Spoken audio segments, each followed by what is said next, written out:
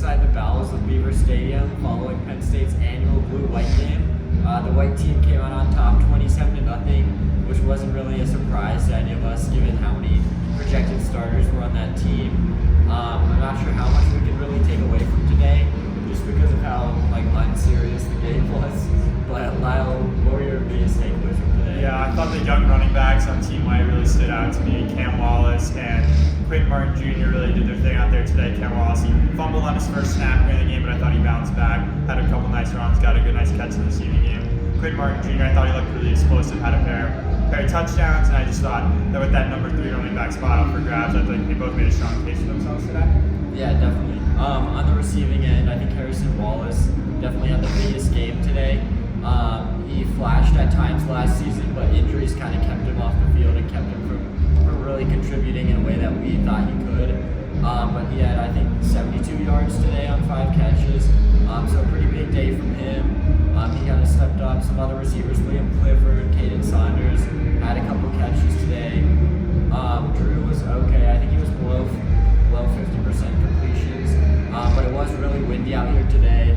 Still very windy. We've got trash blowing all over the field, so can't blame him too much for that. I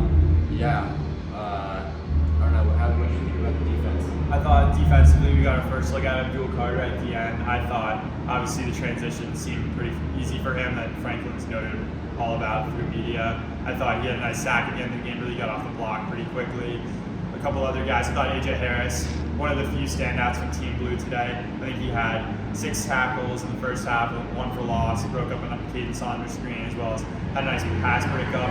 I thought he really showed his aggression that he talked about on media throughout the game, his play style. Another person I thought was pretty good today, Ian Vanover, coming off the D-line. He had a nice interception in the second half, just going to show how deep that defensive line group really is for Tom Allen's group.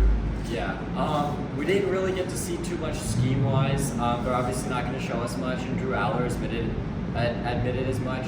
He basically told us they didn't show us anything today, kept it super vanilla, which is what we expected. The biggest thing was just kind of seeing the players, how they were going to play, not necessarily in the scheme, but just kind of the raw talent that they have, things like that, their athleticism. And I think we definitely got somewhat of a peek into that today. It was a quicker game, so we didn't get to see too many plays. We didn't get to see too many players, like Katron Allen, Nick Singleton, for example, didn't participate today. Katron didn't even dress. He was in student clothes before the game.